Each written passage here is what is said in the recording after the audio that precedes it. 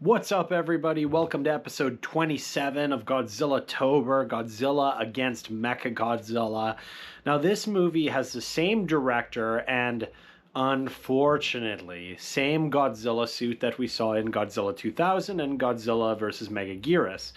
Now, I've already talked about those two movies, and you probably know and don't want to hear me talk about it again that I don't really like them.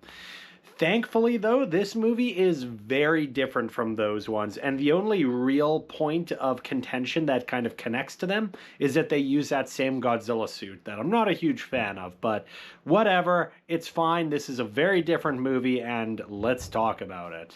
Hey everybody, thanks for watching. I'm Jared Fearing. I'm a lifelong Godzilla fan and a big fan of Halloween. And nothing says Halloween like monster movies. So this year, for the month of October, we're going to review every single Godzilla movie, from Gojira all the way to Godzilla and Kong: The New Empire. So join me this month for a new video every single day and see if I go insane in the process. Let's get to it.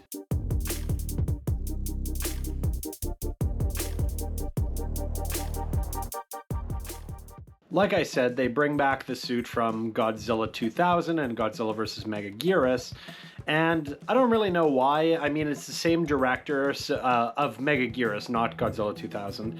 But I don't know, maybe there's some connection there with him and the suit. I don't know, maybe he had some input in designing it. Obviously, he likes the suit. It's back.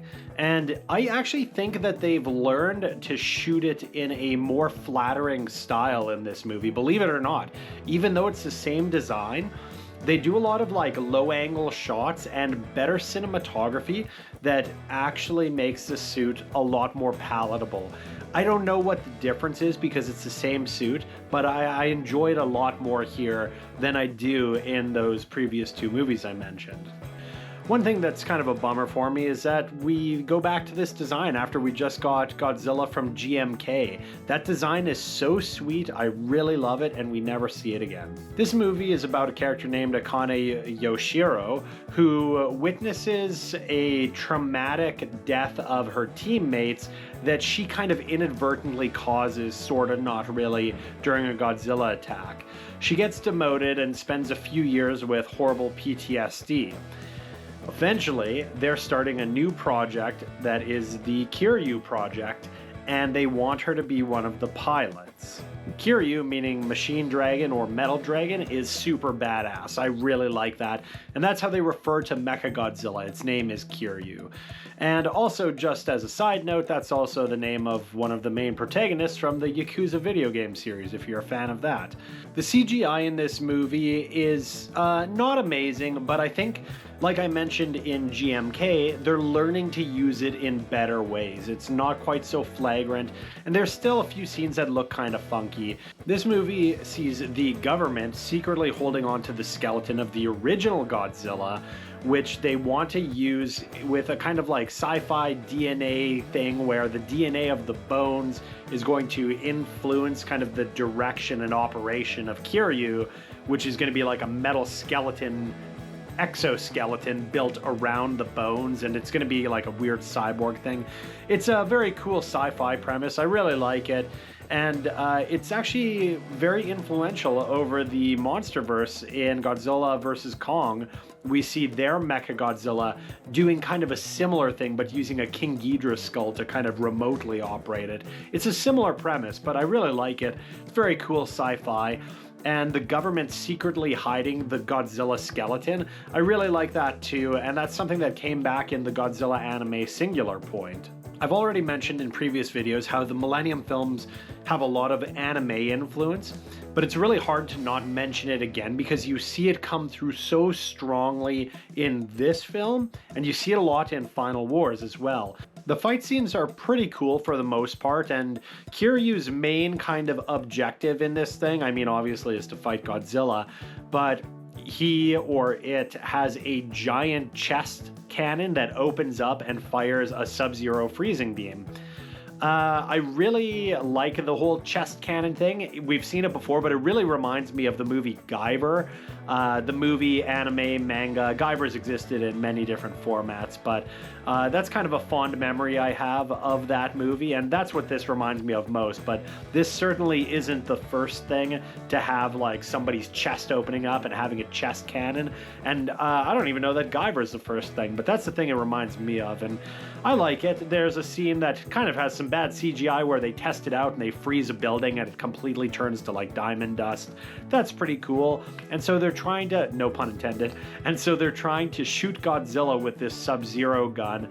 And ultimately they end up flying Godzilla into the ocean and blasting it, but he survives anyway because it's Godzilla.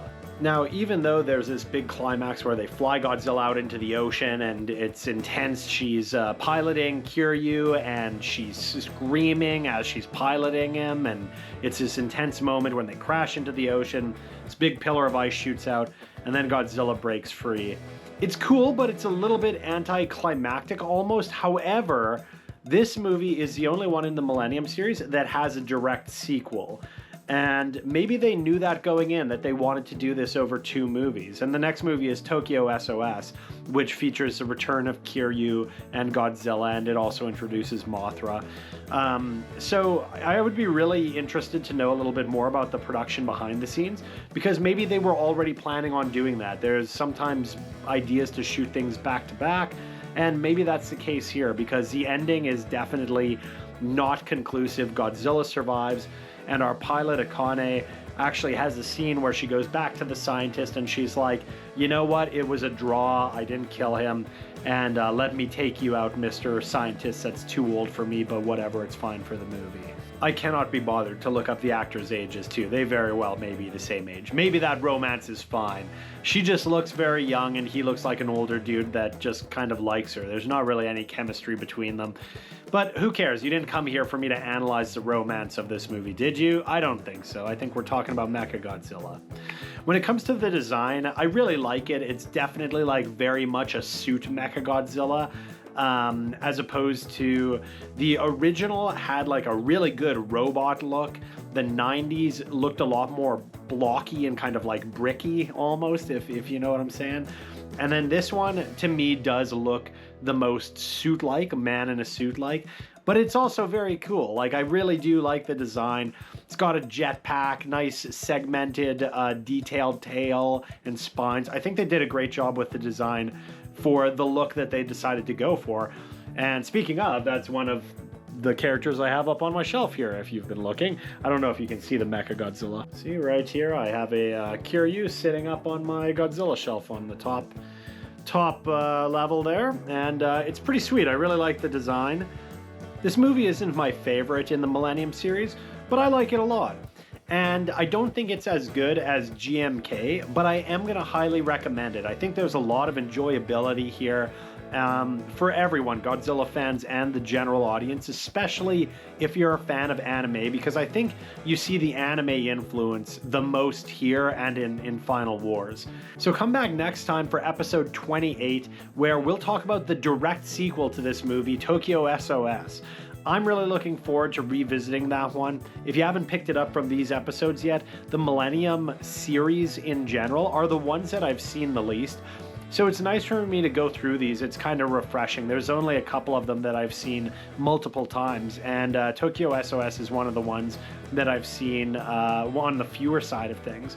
So I'm really looking forward to revisiting that one and having some fresh takes on it, because seeing GMK again was like seeing it for the first time all over again. I really enjoyed that. So I'm looking forward to Tokyo SOS, and I will see you next time on Godzillatober. Be sure to like, share, comment, subscribe, yell at me in the comments, everything, and I will see you next time.